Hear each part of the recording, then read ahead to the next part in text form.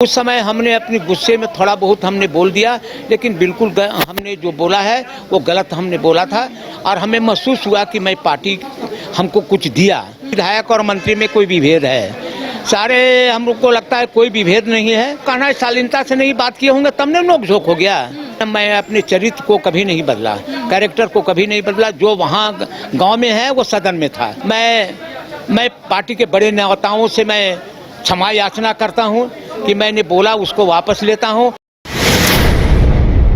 इस वक्त हमारे साथ पूर्व विधायक उमाशंकर अकेला मौजूद है। बातचीत करते हैं और इनसे जानते हैं कि जिस तरीके से कहा जा रहा है कि कांग्रेस के अंदर खाने बहुत चीजें चल रही है, मंत्री और विधायकों के बीच जो तालमेल है वो नहीं बैठ पा रहा है। विधायकों का कहना है कि मंत्री हम लोगों की बात नहीं सुनते हैं। तो ऐसे में आप भी जब थे उस वक्त भी इस तरीके का मामला प्रकाश में आया था, तो क्या लगता है सही में कांग्रेस के अंदर कुछ चीजें ठीक नहीं चलती है? नहीं, हमारे टाइम के हम तो अभी नहीं है, विधायक हैं और न मैं सदन जाता हूँ न हमने विधायक दल की बैठक में जाता हूँ, लेकिन ऐसा तो हमको नहीं महसूस हुआ कि यहाँ विधायक और मंत्री में कोई विभेद है। सारे हम लोग को लगता है कोई विभेद नहीं है, सारा कार्यक्रम ठीक भी चल रहा है और गठबंधन की सरकार में कोई किसी के प्रति शिकायतें नहीं है। मुख्यमंत्री के प्रति सबकी श्रद्धा है और मुख्यमंत्री अच्छे काम कर रहे हैं, गठबंधन दल के लोगों को सम्मान भी देते हैं। और मंत्रियों को मैं आग्रह करूंगा कि यदि जो कोई शिकायतें करते हैं विधायक लोग, तो उनको आप जो शिकायतें हैं उसको दूर कर दीजिए।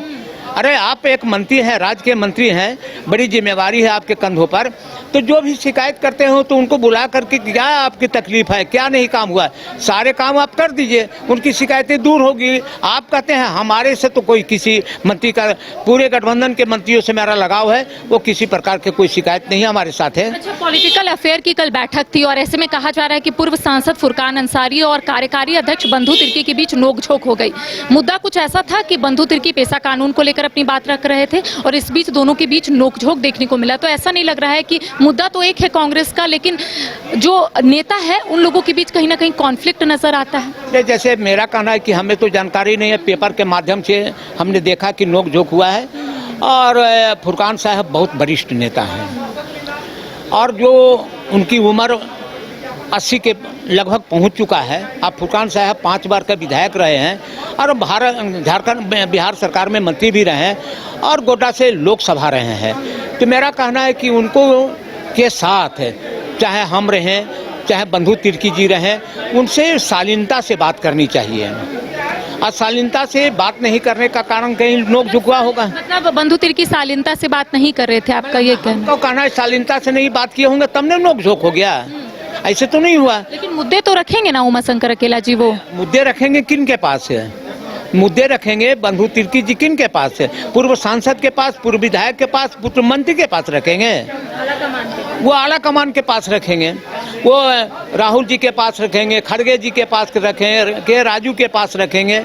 ये पार्टी के बातों को उनके बड़े बड़े नेताओं के पास रखना है, फुरकान साहब के पास रखने की क्या जरूरत है? हमको तो नहीं बुझाता है। झारखंड में जब विधानसभा का चुनाव चल रहा था, आप भी थोड़े बहुत नाराज चल रहे थे, आपको भी टिकट नहीं मिला तो उससे आप थोड़े से नाखुश थे। आपका कहना था कि आप सच्चे सिपाही है कांग्रेस के, अगर आपको भी चांस मिलता तो शायद आप एक बार फिर से विधानसभा जाते, तो वो नाराजगी दूर हो गई है? नहीं, वो तो उस समय मैं जो अपनी बातों को रखा, जब टिकट गया करिश्मा जी और जब टिकट कटा तो निश्चित तौर पे दुख हो जाता है और दुख काफ़ी हमको हुआ। कारण है कि हमको टिकट मिलता तो मैं आज आपके सदन में होता और गरीबों की बात हम उठाते हैं। शायद आप कौन उठाता है या नहीं उठाता है गरीबों की, वहाँ जाके बदल जाता है, लेकिन मैं अपने चरित्र को कभी नहीं बदला, कैरेक्टर को कभी नहीं बदला। जो वहाँ गाँव में है वो सदन में था। तो उस समय हमने अपने गुस्से में थोड़ा बहुत हमने बोल दिया, लेकिन बिल्कुल हमने जो बोला है वो गलत हमने बोला था और हमें महसूस हुआ कि मैं पार्टी हमको कुछ दिया और उसके विषय में इस प्रकार से बातें हमको नहीं करनी चाहिए। मैं पार्टी के बड़े नेताओं से मैं क्षमा याचना करता हूं कि मैंने बोला उसको वापस लेता हूं और हमारे पार्टी में कोई बिकाऊ नेता नहीं है और पैसे से टिकट नहीं बिकता है। उस समय गुस्से में हमने बोला है उसको मैं वापस लेता हूं और बड़े नेता चाहे राहुल जी हों, खड़गे जी हों, हमारे कमलेश जी हैं, उनसे मैं माफ़ी मांगता हूं। जो हिट ऑफ द मोमेंट आपसे निकल गया ये कि ऐसा हो रहा है? हाँ, बिल्कुल वो निकल गया, जिसको मैंने महसूस किया, बहुत अफसोस आया कि हमको ऐसा नहीं बोलना चाहिए।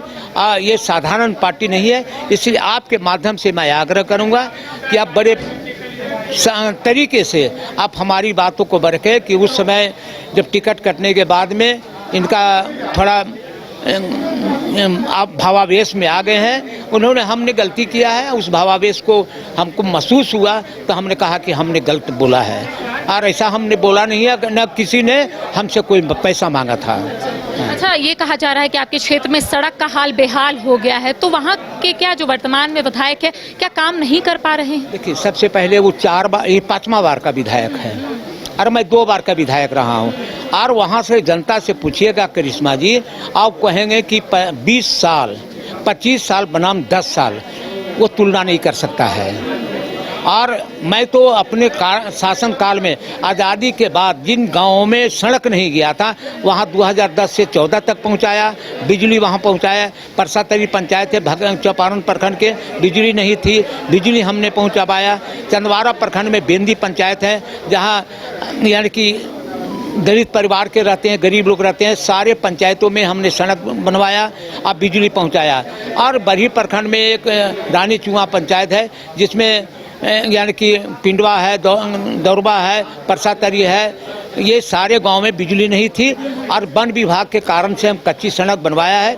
अब बिजली वहां हमने पहुंचाने का काम किया है। अब बड़े बड़े पुल को निर्माण हमने किया है। और अब आप शासन काल में 1 साल के अंदर में 2 अरब का सड़क हमने बनवाया। एक सड़क 90 करोड़ का हमने निर्माण करवाया है। और जो बचा हुआ है वो आज का विधायक जाने। अब हमारे कंधों पर तो जिम्मेदारी खत्म हो गई। जो विधायक है वो समझे वो काम करते हैं कि नहीं, हम उसके बारे में टिप्पणी करना मेरी छोटी मुंह हो जाएगी, मैं नहीं कहना चाहता हूँ। और हाँ, आपके बेस्ट फ्रेंड कैसे इरफान जी? आप लोग दोनों की जो मित्रता है उसका उदाहरण सभी लोग देता है। अभी ठीक है आप लोगों की दोस्ती? इसमें कोई दो मत नहीं है। जैसे कृष्ण सुदामा का जोड़ी तोड़ नहीं सकता है, वैसे एम बाई का समीकरण कोई तोड़ नहीं सकता है करिश्मा जी। ये अटूट है, टूटने वाला ही नहीं है।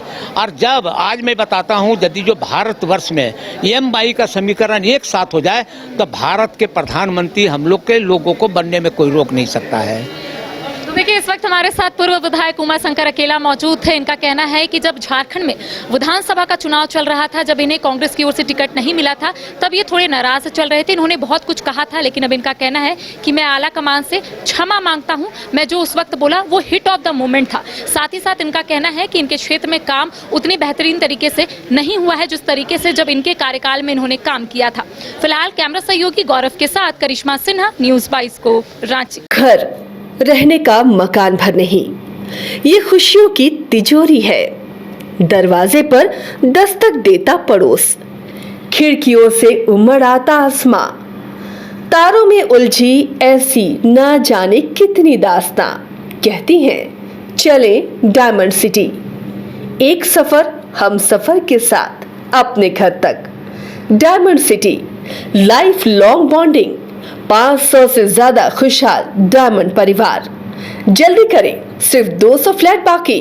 आज ही बुक करें अपना आशियाना। गोल जहां 27 वर्षों के सफर में 17,000 से भी अधिक छात्रों ने डॉक्टर एवं इंजीनियर बनकर भरे सफलता की ऊंची उड़ान, जहां साधारण छात्र भी असाधारण सफलता प्राप्त कर बना रहे इतिहास। दूरदर्शी शिक्षाविद श्री विपिन सिंह के मार्गदर्शन में मेडिकल एवं इंजीनियरिंग के लाखों छात्रों के लिए आशा की किरण के रूप में गोल्ड रिजल्ट फैक्ट्री